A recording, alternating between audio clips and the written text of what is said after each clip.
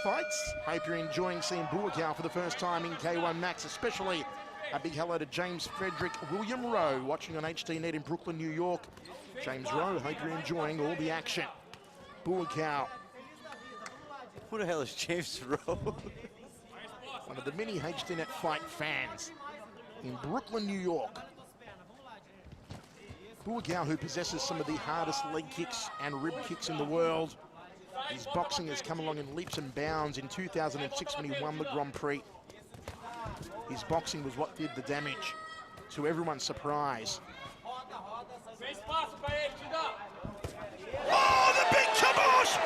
The big kibosh! dida catches him with a left hook. Could we see another upset? This would be a huge upset, Mike. This would be a huge upset, okay? The other upset was a huge upset. This would be a gargantuous upset. This would be a career-ending upset for Buakaw. He could not recover if he gets knocked out here. It would be embarrassing, and he's going to get knocked out. dida all over him like a fat kid on a cupcake here in the first round. Buakaw has been dropped once. Uppercut went so high it hit a cloud. Big right hand again from dida. Buakaw being absolutely smacked here. And we're not even halfway through the first round. Left hand, right, here comes dida. Buakaw doing the chicken dance. I am speechless. Buakaw's gonna go down. Buakaw is right for the picking. dida is just gonna smash him to the canvas. Uppercut, left hand. Buakaw has taken more punishment than a bondage parlor. How is he still standing? I have no idea. dida could shock the world. Overhand right. Buakaw, why are his hands so low? I am completely speechless. I don't know if he's regained his consciousness, if he's in this fight, if he's just he's not all there. He is not all there, Mike Hogan. He's playing possum. I don't know what's going on. He seems to be kind of regained himself. Buakaw, big uppercut again from dida. Almost took out the ring lights. Buakaw still looking a little glassy in the eyes. Eyes look glassy, but I don't think he's as woozy as he was. So this is what I said earlier on, that dida could pull off an upset if he was to catch Buakaw cold in the first round. Muay Thai fighters tend to start slowly. Buakaw is no exception. The first round was always going to be the danger round for Buakaw. Well, looks like he made it out of the first round, which puts the other two rounds in dida's danger zone. We go to the towels. Mike, absolutely stunning scenes here at the Marine Messe in Fukuoka. Oh, for sure this is a 10-8 round. Dropped a 10-8 round, maybe even a 10-7 round. Yeah, I don't know. Buakaw was absolutely dominated. Wow, I am completely I mean, I don't want to take anything away from dida. If this was an MMA fight, you know, I wouldn't be shocked and surprised. But being that this is only his second K1 fight, fighting against a two-time K1 Max champion and a favorite to win this tournament along with Artur Kushenko. Well, let's just go again. As I said earlier, internet fans around the world, on Sherdog, on K1 fans, tipped Buakaw to be the man to take out the K1 Max in 2009. As I thought, one judge has given it 10-7. Yeah, he was so impressed with dida and completely unimpressed with Buakaw. And the other two judges gave it 10-8 for dida. So you know what? And I don't think it matters to Buakaw, because I'm serious. I think he was out the whole 3 minutes of that fight, and he was just kind of like, he was back in Bangkok. Surviving. He was back in Bangkok. He might have been past Bangkok. I don't know geography very well. Whatever's past Bangkok, he could have been in Vietnam. I don't know. He was in Cambodia. Are they near each other? dida, who now calls Toronto home. So the Canadian, Brazilian putting a thumping on the tie. Second round, Michael Chavello, Mike Kogan with you. And Buakaw launches the rear leg round kick. Goes to the body. He's got to keep the hands up, though. Well, he is keeping the hands up. Yeah, I think he's recovered by now. Now, what dida has to be careful of is not to let Buakaw find his rhythm. Thai fighters are all about finding rhythm. If Buakaw gets on song here, he'll start to chop away at dida's legs. Yeah, Buakaw is starting to get on song here. dida has to continue to disrupt the rhythm of Buakaw. I think after taking a few kicks and punches, Dida might have said, wow, you know, I had my chance in the first round and I didn't take advantage of it. Step up knee from Buakau, trying to force him back into the corner, puts him against the ropes, launches an uppercut off the right hand, and another step up knee to the rib cage. This is more like it from Buakau. You don't want to tussle with him in the Muay Thai You clinch. definitely don't want to tie clinch with Buakau. Buakau is going to dump you 10 times out of 10. Again, step up knee from Buakau. There's that big right hand. Look how low he's carrying his left hand though, Buakau. It's dangerous still. Dida could find the way through with a right hand like that. It didn't seem to do the same amount of damage.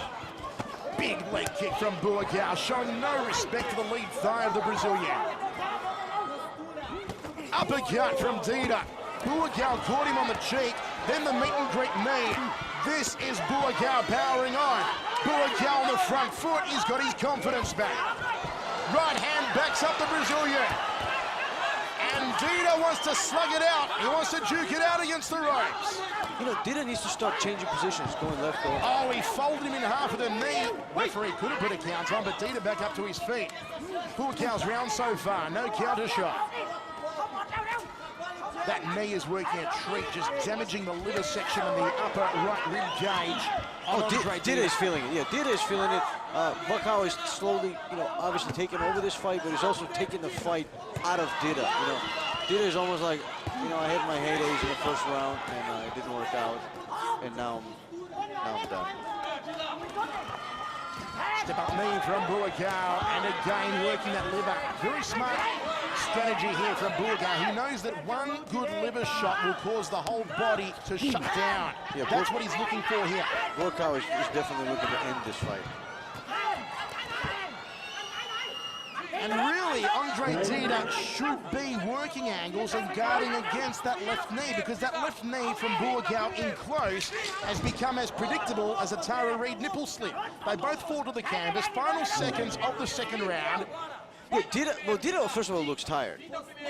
That's number one. He punches here and there. He's 2 points ahead, in 3 points and one judges. So, you know, Buakau needs a knockdown and a really dominating round to try to even it out. If Buakau won this round 10-9 and he can win the final round 10-9, he would have drawn the fight, moving it to an extension. But there's a 10-7. If he, okay, it's one of the judges is 10-7. 10-9, 10-9, 10-9. All three judges, as we thought for Buakau in the second round. You're right, Mike. There was one 10-7 round. So let's do the math once again. If Buakau gets a 10-9 round... Well, I didn't kill him in the first round, so now I'm finished. And instructions in the corner of Andre Dida from another Muay Thai great, Cosmo Alexander. Ooh, a high left round kick from Buakau. Then goes to that liver again off the lead leg. Buakau on the front foot, going to the body once more. Dida thrusts the jab. Buakau not giving him any favours. Dida tried to loop a nice high knee on the clinch. Just couldn't muster the power behind it, though, to phase Buakau. Just the word clinch is not a good idea with Buakau. Clinch equals suicide against Buakau Pulpramuk. Nice evasion from Buakau. Chases him, hunts down the legs, forces the knee, ties him up, knee to the midsection. Puts him through the ropes in the neutral corner. And now Buakau is turning up the aggressor meter. He throws off the armband. Did you see that? He threw off the armband. This is Buakau relentlessly hunting after Andre Dida in the final round. Yeah, I think he wants to finish in this round. I don't think he wants to go to the extension round, although he looks like he's plenty in shape for it. Dida's got to get off the ropes here. And he does. Moves back to center ring. He's going to put himself in the neutral corner. Buakau turns him around and Dida gets out of dodge. I mean, not to take away anything from Buakau and his aggression, but it seems like Dida's not really wanting to fight anymore. Dida has felt the power of Buakau, and now, Mike, he is just trying to preserve himself and run out the round. Yeah, I mean, it really just looks like... Trying to run down the clock. That's all he's doing here. Clips him with the left hand, but it had less weight behind it than Misha Barton. Not going to affect Buakau with that one. Buakau skips forward. It is all one-way traffic to the tie. After a dreadful first round, Buakau has gotten his groove back. Nice right hand, clips him on the jaw, looking for another takedown and a high knee.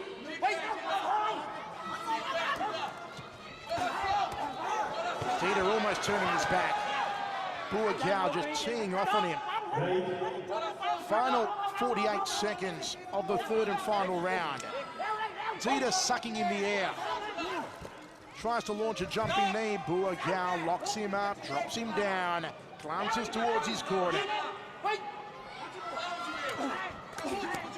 Overhand right from Dida again, no mustard behind it, sticks the jab to the jawline. Is it me or did Dida like train for one round fight? Kind of like, okay, if I'm not gonna get him in the first round, he's definitely gonna get me in the second. I mean, I don't know, but I think it was always the game plan, Mike. There is no way that Dida would have been able to go 3 rounds with Buakau. The game plan was catch him cold in the first round and almost came to fruition for the Brazilian. right, but because, you know, this is not a last-minute matchup, so Dida is known for a while he's gonna fight.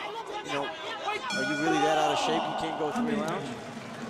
There it is, end of the third. It should be a 10-9 round for Buakau, and that should then either lock us into an extension round or possibly see Buakau take it. The only thing holding up Andre Dida here was the trumping that he gave him in the first round. 10-8, 10-8, 10-7, said the judges in the first round. You know, at this point, it should be Buakau's fight. Yeah, you know, they should just give it to Buakau because, I mean, what is Dida going to do? Dida doesn't even want to fight. Forget the fact that he's tired. I think Buakau took the fighting spirit out of him. I don't want to say like permanently, but at least for this fight. Buakau had a bad year in 2008. Has he redeemed himself? First judge says a draw, 27-27. 28-28, we're going to go an extension round. 28-28, all 3 judges giving it a draw. So it was the match that I said. First round, Dida. Second round, Buakau. And by getting a 10-9 final round, Buakau evened the scorecards. 3 more minutes remaining. Now, what Dida has to do here, Mike, is employ the same mindset he did in the first round and say to himself, well, I've only got 1 round to fight now. I've got to go hell for leather. I've got to really throw caution to the wind and go and throw down hard on Buakau. Well, what Dida needs to do is dig deep inside and say, you know, am I here to fight? Do I want to fight? Am I going to give this guy hell for the next 3 minutes, or am I just going to fold? You know, and it's up to him. You know, that's really up to Dida. Now is the time to dig. Now is the time when you figure out, are you a champion? Are you a champion material? Or are you just here to fold? You know, this is it. And you can see the aggression on Buakau's face now, grunting as he throws to the body and again dumps Dida in the neutral corner. A little sneaky knee on the way down. Muay Thai technique from Buakau. Cracks the round kick into the rib cage. I think Dida wanted to take him down. He wanted to go for a double leg. On the Badahari. Looking for the meet and greet, trying to pull the head down into the knee from Buakau. Looking to wrench the neck. Muay Thai style takedown. All locked up, nowhere to go. Tell you what, if that was a Muay Thai fight, Buakau would have been unloading the elbows.